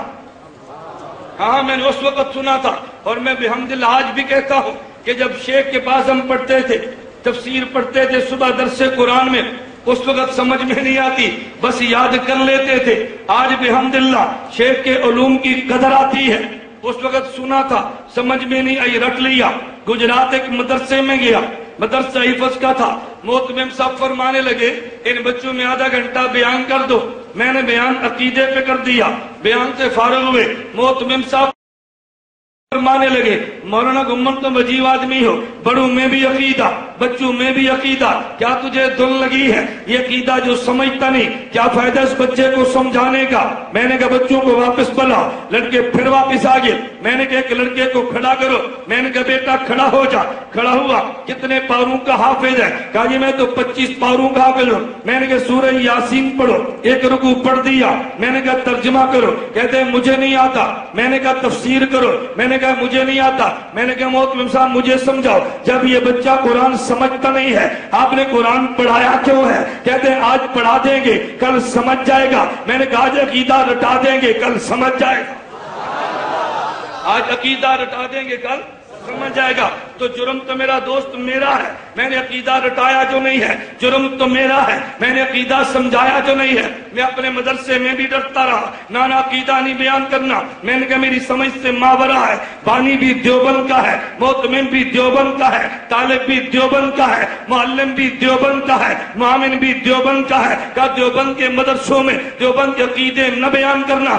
مجھے بتا پھر دیوبند کا عقیدہ کس جگہ پہ ذکر کیا جائے گا؟ اگر عقیدہ تو طالب علمی میں رٹا دیتا، میں خدا کی قسم اٹھا کے کہہ رہا ہوں، میں آج بھی کہہ رہا تھا، میں نے یہاں کمرے میں بھی کہا، میں نے کہا جو کچھ مجھے سمجھ آئی ہے یہ عقیدہ مجھے امام اہل سنت کے قدموں سے سمجھ آیا ہے، عقیدہ جو مجھے سمجھ آیا صوفی صاحب رحمت اللہ علیہ کے قدموں سے سمجھ آیا ہے۔ بہت سارے عقائد وہ تھے میں سنتا تھا مجھے سمجھ نہیں آتا تھا، لیکن آج جب میدان میں نکلے ہیں خدا نے اکابر کے جوتوں کی صدقوں میں فہم بھی دیا ہے، اور میں ابھی جب اٹکتا ہوں میں پوچھتا ہوں، کبھی استاد دائے صاحب سے پوچھوں گا، کبھی کسی سے پوچھوں گا، میں آج بھی کہتا ہوں، میں فون کر کے بھی پوچھتا ہوں، جا کے پوچھتا ہوں بھئی مجھے یہ بات سمجھ نہیں آئی، مجھے یہ بات سمجھا دے، اس کی وضاحت مجھے کر دے، پوچھ لینے میں کیا حرج ہے؟ خیر میں بات کہہ رہا تھا، سوال کیا کیا تھا؟ ایاک نعبد کا معنی خدا تیری، اور جب اللہ پڑھے تو معنی کیا کرتا ہے؟ امام اہل سنت نے خدا کی قسم ایسا جواب دیا میں آج بھی اشش کر اٹھتا ہوں، کیسا زبردست جواب تھا۔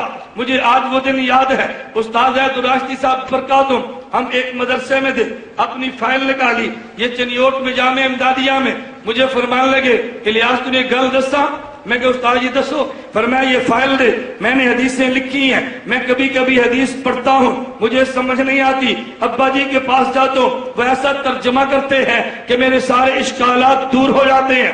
میں نے کہا استاد جی کوئی مثال دے، فرمایا یہ دیکھ مثال کنز العمال کی حدیث ہے، نبی پاک صلی اللہ علیہ وسلم نے فرمایا ایک دور آئے گا علماء کو یوں قتل کیا جائے گا کما تقتل الکلاب، جیسے کتوں کو قتل کیا جاتا ہے۔ اللہ کے نبی نے فرمایا یا ویلتا، اے کاش کے اس دور میں تحمق علماء تحمق اختیار کر لیں، قتل سے بچ جائیں گے۔ کہتے ہیں میں نے ابا جی سے پوچھا تحمق تو حماقت سے بنا ہے، اس کا کیا منع؟ علماء احمق بن گئے، ابا جی مطلب کیا ہے؟ استاد فرمانے لگے ابا جی نے ایک جملہ پنجابی میں کہا تھا جس کا ترجمہ اردو میں جلدی میں نہیں ملتا، اور جملے نے سارا مسئلہ صاف کر دیا۔ میں نے کہا ابا جی ترجمہ کیا ہے؟ فرمایا حضور نے فرمایا اے کاش اس وقت میں علماء یملے بن جائیں۔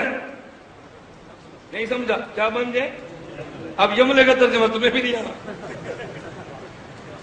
مجھے تو استاذوں نے فرمایا مجھے آج تک یاد ہے، میں کسی بھی جلسے میں میرا موقع کم ملتا ہے میں استادوں کے نام لے کے نقل کرتا ہوں، یہ میں نے فلاں سے سنا، یہ میں نے فلاں سے پڑھا، کہتے ہیں کاش کے جملے بن جائیں۔ تمہیں یملہ بھی سمجھ نہیں آیا نا؟ اب بتاؤ جس کو امام اہل سنت کی پنجابی بھی سمجھنا ہے اور وہ کہ مجھے اس کے عقائد سمجھ نہیں آ رہے، تو اس کی عقل پہ ماتب کرنا چاہیے یا امام اہل سنت کو نہیں ماننا چاہیے؟ چلو نہیں سمجھ آیا تو پھر استاد اس کی وضاحت کبھی اب مناسب سمجھے تو فرما دیں گے۔ میں توجہ رکھنا، شیخ نے کیا جواب دیا؟ فرمایا استاد بچہ سکول میں جاتا ہے، ہیڈ ماسٹر بچے کو درخواست دینی سکھاتا ہے، بیٹا لکھو بخدمت جناب ہیڈ ماسٹر صاحب السلام علیکم ورحمۃ اللہ، میرے بھائی کی شادی ہے، مجھے 2 دن کی رخصت چاہیے۔ یہ درخواست کس نے لکھی؟ بولیے نے کس نے لکھی؟ ہیڈ ماسٹر نے۔ کس نے لکھی؟ اور کیا لکھتا ہے؟ بخدمت جناب ہیڈ ماسٹر میرے بھائی کی شادی ہے۔ کوئی ہیڈ ماسٹر کے بھائی کی شادی ہے؟ کس کے بھائی کی شادی ہے؟ بولنا اصل وجہ کیا تھی؟ یہ بخدمت جناب ہیڈ ماسٹر نے لکھا ہے، لیکن اعتراض تب ہوتا جب ہیڈ ماسٹر یہ اپنے لیے لکھتا۔ ہیڈ ماسٹر نے درخواست لکھی ہے، اپنے لیے نہیں لکھی، بچے کے لیے لکھی ہے کہ بچہ جب تو لکھے تو یوں لکھنا۔ امام اہل سنت نے فرمایا ایاک نعبد قرآن ہے، خدا کا کلام ہے، لیکن خدا کے لیے نہیں ہے، خدا کا کلام بندے کے لیے ہے۔ خدا نے فرمایا جب تم پڑھو تو ایاک نعبد کہنا، جب تم پڑھو تو ایاک نعبد کہنا۔ میں خدا گواہ ہے، میں صرف مثال دے رہا ہوں، میں صرف فاتحہ پہ اعتراض چلاتا کہ جب اعتراض قرآن پہ ہوتا ہے تو جواب کون دیتا ہے، اور بولنا کون دیتا ہے، اور جب اعتراض دیوبند والے پہ ہوتا ہے تو دفاع کون کرتا ہے، بلند آواز سے کون کرتا ہے۔ مجھے پاس ایک بندہ کتاب لایا فضائل حج حضرت شیخ زکریا کی لایا رحمت اللہ علیہ، کہتے کہ پہلے میں دیوبندی تھا، میں تبلیغی جماعت میں تھا، میں نے مسلک بدل لیا ہے۔ میں نے کہا بھئی تمہاری مرضی ہے، مجھے اس پہ کوئی تنقید کا حق نہیں ہے، تم بدل لو، جو اچھا لگا تم قبول کر لو۔ مجھے کہتا نہیں میرے پاس دلیل ہے۔ میں نے کہا دلیل کون سی ہے؟ کہتا ہے میں نے شیخ زکریا کی فضائل حج تو پڑھا ہے، مجھے اس میں ایک واقعہ ملا ہے، ایک بندہ حج کو جا رہا تھا، راستے میں جنگل میں بیمار ہوا، علاج والا کوئی نہیں ملتا تھا، ایک شخص آیا اور اس نے آ کے کہا کہ دیکھ میں فلاں نبی ہوں، دنیا سے چلا گیا ہوں، مجھے خدا نے بھیجا ہے تیرے علاج کے لیے۔ تو یہ کفر تھا جو فضائل حج میں لکھا ہے۔ میں نے کہا کفر کیوں ہے؟ کہتے ہیں قیامت سے پہلے کوئی بندہ دنیا میں آ جائے یہ تو کفر ہے، فضائل حج میں کفر تھا، میں نے چھوڑ دیا ہے۔ میں نے کہا اس بات پہ پکا رہنا، قیامت سے پہلے دنیا میں آ جانا یہ کفر ہے؟ کہتے جی ہاں۔ میں نے کہا اگر یہ قرآن میں ہو قرآن کو بھی چھوڑ دے گا؟ کہتے قرآن میں موجود ہے۔ میں نے کہا پارہ نمبر 1 پڑھیے، بنی اسرائیل میں بندہ قتل ہو گیا، قاتل نہیں ملتا، موسیٰ علیہ السلام سے کہا اللہ سے گزارش کیجئے ہمیں قاتل بتا دے کون ہے۔ خدا نے موسیٰ علیہ السلام سے فرمایا انہیں کو جانور ایک گائے ذبح کرو اور ذبح شدہ گائے کا ٹکڑا مقتول کے ساتھ لگاؤ، مقتول زندہ ہو کے بتائے گا میرا قاتل کون ہے۔ گائے کو ذبح کیا، ذبح شدہ گائے کا ٹکڑا مقتول کے ساتھ لگایا، اس نے دنیا میں زندہ ہو کے بتایا میرا قاتل یہ ہے۔ میں نے کہا کہہ دے کفر ہے، پہلا پارہ بھی چھوڑ دے، دوسرے پارے کو پڑھ۔ اللہ قرآن میں فرماتے ہیں الم تری الی الذین خرجوا من دیارہم وهم الوف حذر الموت، ہزاروں کی تعداد میں تھے، فقال اللہم اللہ موتوا ثم احیاہم، پہلے خدا نے موت دی ہے، قیامت سے پہلے زندگی دی ہے۔ میں نے کہا کہہ دے کفر ہے، چھوڑ دے۔ پارہ نمبر 3 پہ چلتے ہیں، خدا قرآن میں کہتے ہیں او کالذی مر علی قریۃ وہی خاویۃ علی عروشها، عزیر یا کوئی ولی تھے یا غالباً عزیر گزر رہے تھے، مفسرین کے اقوال کے مطابق اللہ اس بستی کو کیسے زندہ کرے گا؟ فامات اللہ مئۃ عام ثم بعثہ، خدا نے وفات دی ہے، پھر 100 سال کے بعد خدا دنیا میں لے آئے۔ میں نے کہا کہہ دے کفر ہے۔ پارہ نمبر 7 اٹھا، حضرت عیسیٰ علیہ السلام قبر میت قبر پہ جاتے ہیں، کم باذن اللہ کہتے ہیں، وہ زندہ ہو کے دنیا میں آ جاتا ہے۔ میں نے کہا فضائل حج میں جو تجھے کفر نظر آیا ہے یہ واقعات قرآن میں ہے، کفر کہہ کے قرآن کو چھوڑ دینا، کہتا ہے یہ کفر تو نہیں ہے۔ میں نے کہا یہ کیا ہے؟ کہتا ہے یہ نبی کا معجزہ ہے۔ میں نے کہا یہ ولی کی کرامت ہے، ہم معجزہ بھی مانتے ہیں کرامت بھی مانتے ہیں، معجزہ بھی خرق عادت ہوتا ہے تو کرامت بھی خرق عادت ہوتی ہے۔ تو نے اعتراض فضائل حج پہ کیا ہے تو دفاع اس کا قرآن نے کیا ہے۔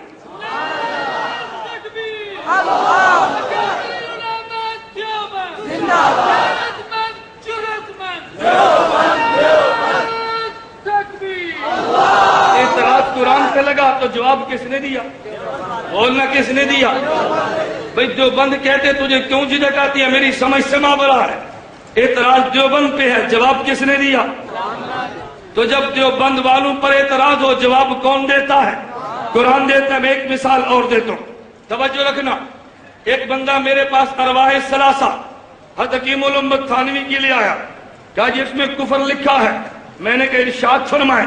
کہتے حکیم الامت تھانوی فرمانے لگے فلاں ولی تھے، فلاں محدث تھے، وہ دہلی کی جامع مسجد سے باہر نکلے، آگے کتے پہ نظر، وہ کتا کامل ہو گیا، ساتھ اور کتے ملے تو مراقبے میں چلے گئے۔ میں نے کہا کفر کیا ہے؟ کہتے جی بلا کتا کامل ہو جائے یہ تو کفر ہے، کامل انسان ہوتا ہے۔ میں نے کہا تجھے بات سمجھ نہیں آنی، میں جواب میں استاد کو پیش کرتا ہوں۔ میں جامعہ امدادیہ میں تھا، میرے استاد شیخ الحدیث مولانا نذیر احمد رحمت اللہ علیہ نے فرمایا، ادھر صدر ذالک شہید ہوا، ہمیں جمع کر کے بیان کیا، فرمانے لگے آج ایک کیا، فرمانے لگے آج ایک ولی دنیا سے اٹھ گیا، پھر فرمانے لگے تمہیں گلا ہوگا یہ داڑھی منڈا رہا ہے، ولی میں نے کیسے کہہ دیا، تمہیں تعجب ہوگا اختیارات کے باوجود قانون اسلامی نافذ نہیں کرتا، یہ ولی کیسے ہے، تمہیں تعجب ہوگا اس کے دور میں علماء گرفتار بھی ہوئے، یہ ولی کیسے ہے، پھر میں میری بات کو سمجھو، تمہیں گلا اس لیے ہے تم نے استاد کو دیکھا ہے، صدر کا مقابلہ استاد سے نہیں کرنا، صدر کا مقابلہ صدروں سے کرنا ہے، صدر کا مقابلہ جب تم صدر کو صدروں سے دیکھو گے تو ان کے مقابلے میں تمہیں یہ ولی نظر آئے گا۔ میں نے کہا تو بات کو سمجھا نہیں ہے، کتے کا تقابل کتوں سے کرنا ہے، ایک وہ کتا جو بولا ہے، ایک وہ جو رکھوالی کے لیے رکھا ہے، ایک وہ جو شکار کے لیے رکھا ہے، تینوں میں فرق ہے یا نہیں؟ میں نے کہا حضرت کیا فرماتے ہیں، وہ کتا کامل ہوا، یعنی کتوں میں سے وہ کتا کامل بنا، کتوں کے مقابلے میں کامل۔ اگر تجھے اس پہ گلا تھا تو یہ جواب قرآن دیتا ہے، کہتا ہے قرآن میں کہاں لکھا ہے؟ میں نے کہا قرآن کہتا ہے اصحاب کاف چلے ہیں وَقَلْبُهُمْ بَاسِطٌ، ساتھ وہ کتا بھی بیٹھا تھا، خدا نے قرآن میں ذکر کر کے واقعہ کتے کی مذمت نہیں کی ہے، مقام مدح میں ذکر کیا ہے، اور جس کو مقام مدح میں لائے اس کی تعریف ہوتی ہے، اس کا نقصان نہیں کمال بتاتے ہیں۔ تو اگر پہلے دور کے امتی کی صحبت میں چلا ہے اور کتوں میں وہ کتا آگے بڑھا ہے، آخری نبی کی امت کے ولی کی اگر نگاہ پڑی ہے تو بقیہ کتوں سے آگے بڑھا ہے، تو جو تو نے اعتراض اس پہ کیا یہ تو قرآن میں تھا، کہتے چلو یہ بات تو مجھے سمجھ آئی،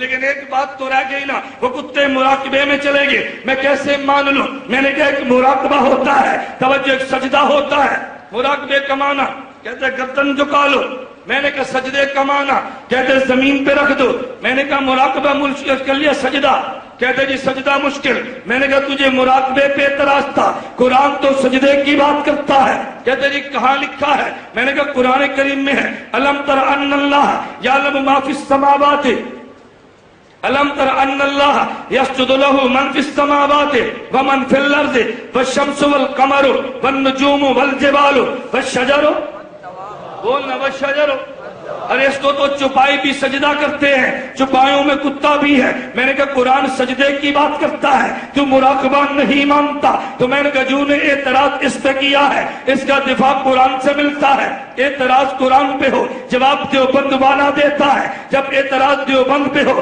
تو پھر دفاع قرآن کرتا ہے، اعتراض حدیث پہ ہو جواب دیوبند والا دیتا ہے، اور جب اعتراض دیوبند والے پر ہو تو جواب۔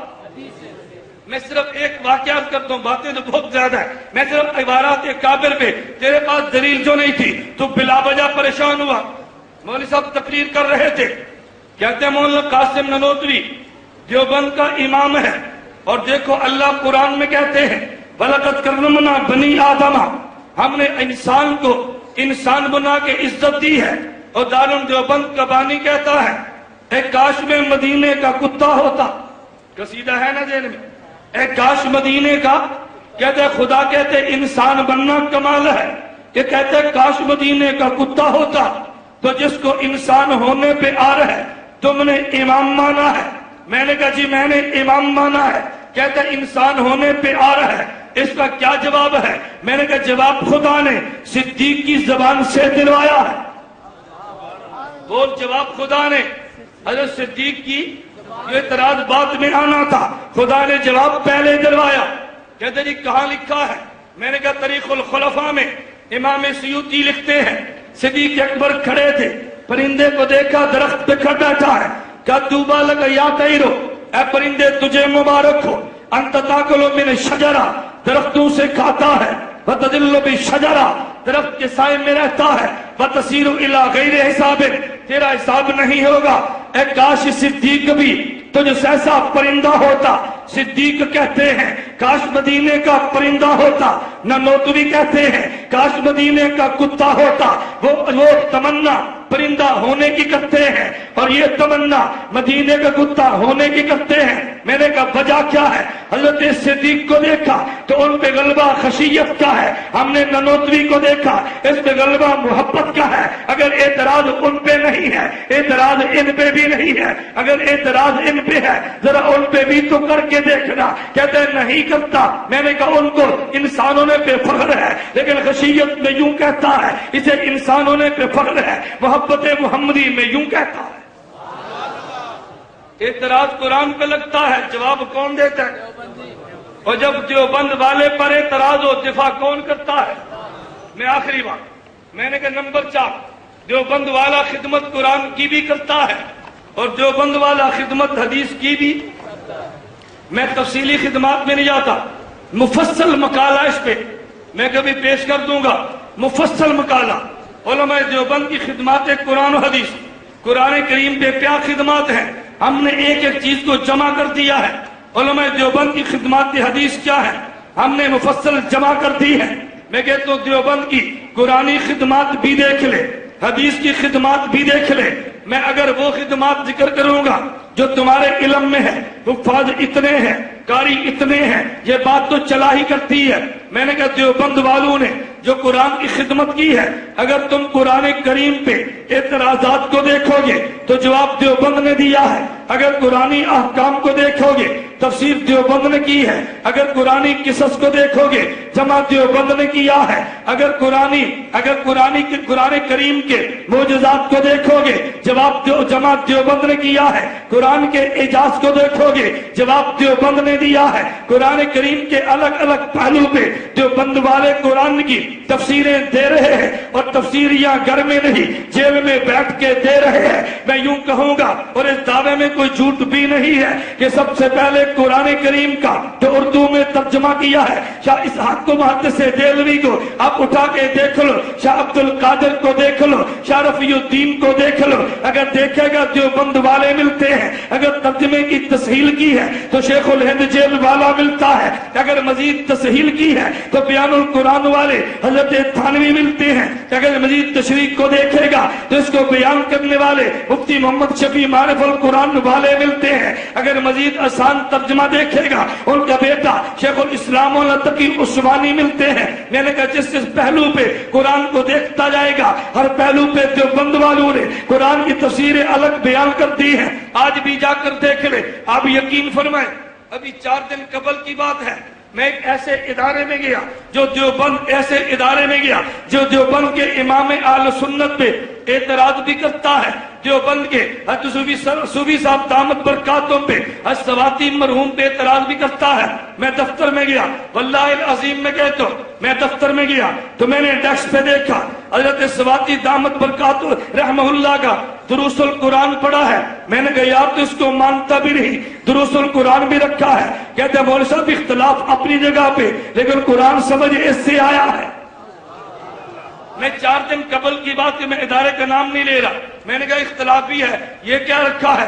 عجیب بات یہ ہے امام اہل سنت کا ذخیرۃ الجنان دیکھ لے، ہر ایک کے ہاتھ میں نظر آتا ہے۔ حضرت صوفی صاحب رحمہ اللہ کی آج تو معالم کو دیکھ لے، ہر بندے کے ہاتھ میں نظر آتی ہے۔ میں یوں کہوں گا، میں زیادہ لمبی بات نہیں کرتا، اگر تو نے آسان لفظوں میں قرآن کریم احکام کے ساتھ دیکھنا ہے معرف القرآن کراچی والا دیکھ لے، اگر تو نے قرآن کریم کو علم الکلام کی روشنی میں دیکھنا ہے معرف القرآن جامع اشرفیہ والا مولانا ادریس کاندلوی کا دیکھ لے، اگر عربی ذوق تیرا ہے قرآن میں علمی دلائل دیکھنے ہیں مسائل فقہیہ پہ احکام القرآن تھانہ پون والے کا دیکھ لے، اگر تو نے قرآن کریم کے اعجاز کو دیکھنا ہے مشکلات القرآن کو دیکھ لے، اگر تو نے قرآن کریم میں علم، اگر تو نے قرآن کریم کی روشنی میں استواء علی العرش کو دیکھنا ہے حکیم الامت تھانوی کے تمہید الفرش کو دیکھ لے، اگر تو نے قرآن کریم کے، اگر تو نے قرآن کریم کی بلاغت کو دیکھنا ہے، میں بخدا یہ بات کہہ رہا ہوں اجاز القرآن کو دیکھ لے،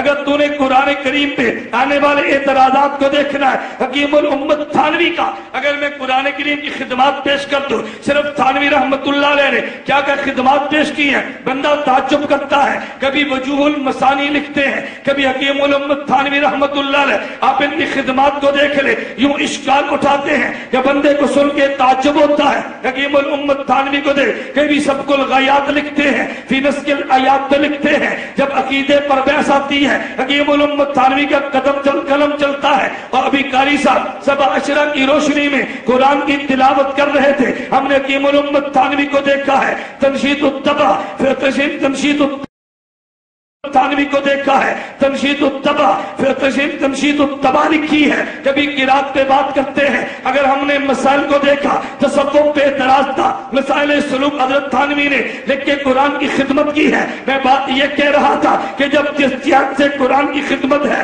دیوبند والوں نے کی ہے۔ اگر حدیث مبارک کو دیکھے، اردو کے ذخیرے سارے چھوڑ لے، اردو کے ذخیرے اپنی جگہ پہ، لیکن صرف عربی کے ذخیرے کو دیکھ لے۔ میں ایک ایک شرح کا نام لوں گا۔